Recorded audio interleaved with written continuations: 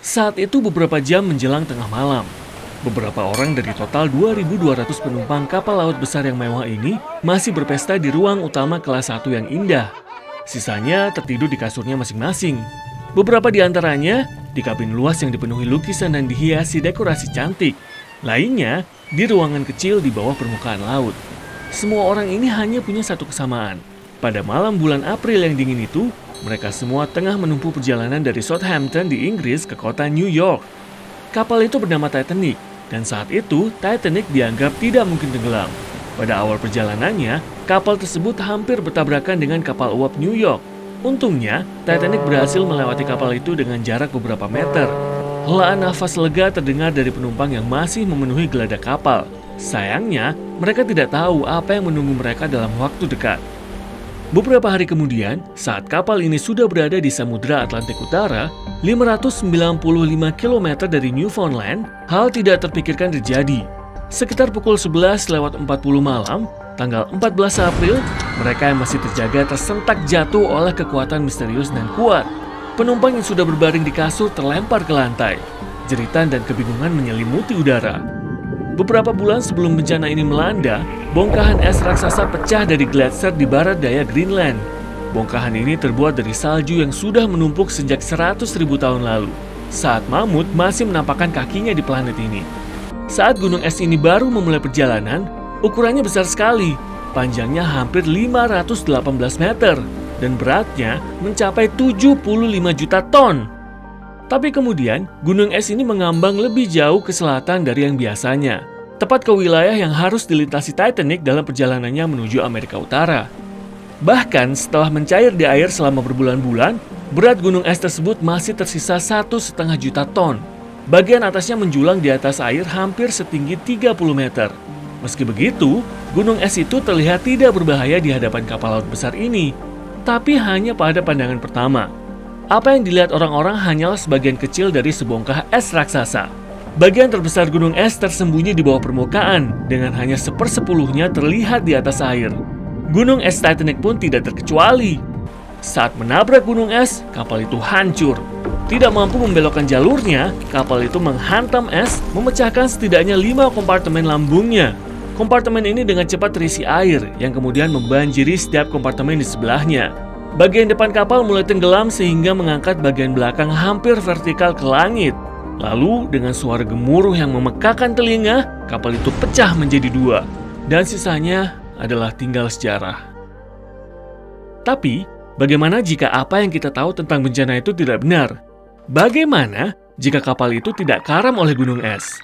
Bagaimana jika ada sesuatu yang lebih berbahaya dan jauh lebih hidup yang sebenarnya menenggelamkan Titanic? Amat jauh di bawah permukaan, di samudera yang redup dan gelap, sekelebat bayangan mengintai. Bayangkan makhluk raksasa yang bulat, pipih, dan punya banyak lengan. Atau lebih tepatnya, tentakel yang kuat. Ia menyerupai cumi-cumi atau gurita raksasa, tapi jauh lebih besar. Deskripsinya bervariasi dari sepanjang 10 kapal sampai sepanjang 2,5 kilometer. Rumor mengatakan, pelaut yang tidak beruntung terkadang salah mengira monster laut ini sebagai pulau. Tapi alih-alih menginjak tanah kering, mereka malah diseret ke dalam laut. Orang-orang ini bertemu sang Kraken, makhluk legendaris yang ditakuti oleh semua orang yang berlayar mengarungi laut. Biasanya, Kraken menghantui lautan di lepas pantai Norwegia sampai Islandia, bahkan sampai ke Greenland. Tak ada yang tahu apa yang membuat monster itu bergerak makin jauh dari rumahnya. Perairan Atlantik Utara sama dinginnya, dan makhluk itu merasa nyaman serta penasaran.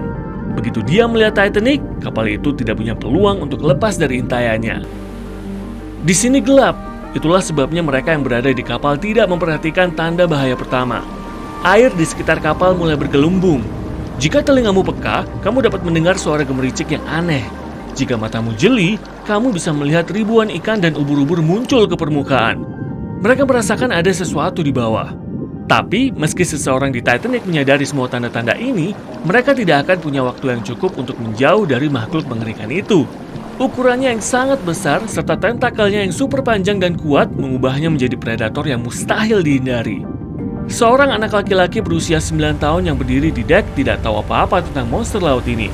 Dia hanya melihat pulau-pulau kecil yang tak terhitung jumlahnya muncul dari laut.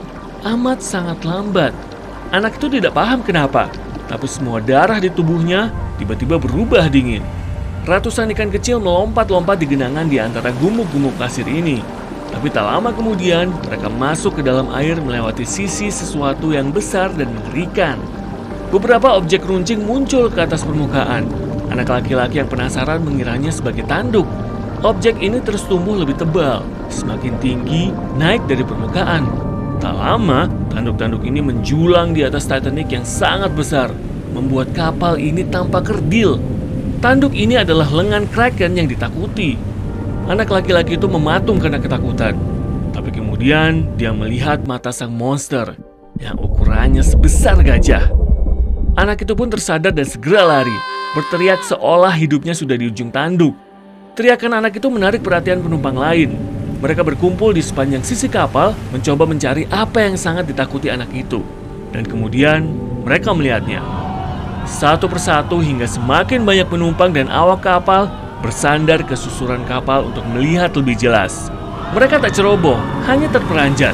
Tentu sulit mempercayai mata mereka ketika terdapat seekor monster mengerikan hendak menyerang kapal yang mereka tumpangi. Ditambah lagi, suasananya gelap dan tidak ada yang bisa melihat dengan jelas bayangan hitam apa itu sebenarnya. Tapi beberapa menit berikutnya membuktikan bahwa ini bukan fata morgana. Tiba-tiba makhluk itu mengangkat salah satu lengannya yang mengerikan dan merentangkannya ke arah kapal. Lengannya lebih panjang dari seluruh lambung kapal. Para wanita mulai berteriak dan pingsan, sementara para pria terlihat sama ketakutannya. Mereka yang berhasil menjaga diri tetap tenang, merangkul anak-anak dan lari mencari perlindungan. Saat itulah benturan kuat pertama mengguncang kapal. Kraken sudah bosan menunggu. Dia siap beraksi. Kepanikan melanda orang-orang di Titanic, berlari tanpa tujuan dan berteriak. Mereka menciptakan keributan yang membuat sang monster makin tertarik.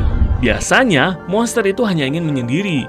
Dia beristirahat jauh di dasar laut, menggunakan tentakel panjangnya untuk menambatkan diri ke dasar dan dengan tenang berburu makanan. Dia hanya naik ke permukaan saat cuacanya hangat atau saat terganggu. Titanic mungkin terlalu besar dan berisik, sehingga menarik makhluk itu keluar dari tempat tidurnya. Ketika sang monster naik ke permukaan dan melihat perahu besar yang berkilau, wow! Benda ini membuat sang Kraken terpesona. Dia mengangkat salah satu tentakelnya untuk menyentuh benda yang asing baginya ini. Bahannya keras dan sang monster bertanya-tanya apakah benda ini akan hancur ketika diremas. Tanpa membuang banyak waktu, dia melingkarkan beberapa lengannya ke sekitar kapal dan mencoba meremasnya. Makhluk kecil yang berisik berjatuhan ke laut, serta membuat suara bernada tinggi yang ricuh dan mulai mengganggu sang Kraken. Dia pun semakin marah. Setelah melepas cengkramannya, sang monster mengelilingi Titanic beberapa kali, bersiap untuk serangan berikutnya. Kali ini, serangannya jauh lebih kuat, membuat Titanic penyok dan rapuh. Satu gerakan tentakel yang cepat pun dilancarkan lagi, dan kapal malang ini mulai terisi air. Kraken mundur, seolah menikmati hasil karyanya. Tapi kemudian dia menyadari kapal itu mencoba bergerak cepat yang tampaknya sia-sia untuk menjauhkan diri darinya. Orang-orang di Titanic menghela nafas lega. Monster itu sudah tidak terlihat, akan tetapi mereka tidak tahu bahwa Kraken tidak pernah melepaskan mainannya. Kapal pun mulai melambat, bagian belakangnya perlahan terangkat, dan bagian depannya masuk ke bawah air. Penumpang dan anggota kru jatuh ke geladak. Kebanyakan dari mereka terlalu takut untuk bersuara. Itulah sebabnya semuanya terjadi dalam kesunyian yang menakutkan. Kapal pun terbelah menjadi dua karena beratnya sendiri. Suaranya begitu keras sehingga sang Kraken pun menjauh ketakutan. Karena terkejut, dia menyelam kembali ke laut yang menciptakan pusaran air besar di sana. Pengisap di tentakelnya menyeret apa yang tersisa dari Titanic ke kedalaman laut. Apa yang paling tragis di sini? Sang Kraken bahkan tidak tertarik pada manusia di atas kapal. Makhluk ini sudah kenyang mengunyah ikan. Dia tidak membutuhkan mangsa yang lebih besar. Keingintahuan makhluk inilah yang kini menarik Titanic ke bawah laut. Apa kapal megah itu punya harapan selamat? Menurutku, kamu tahu jawabannya.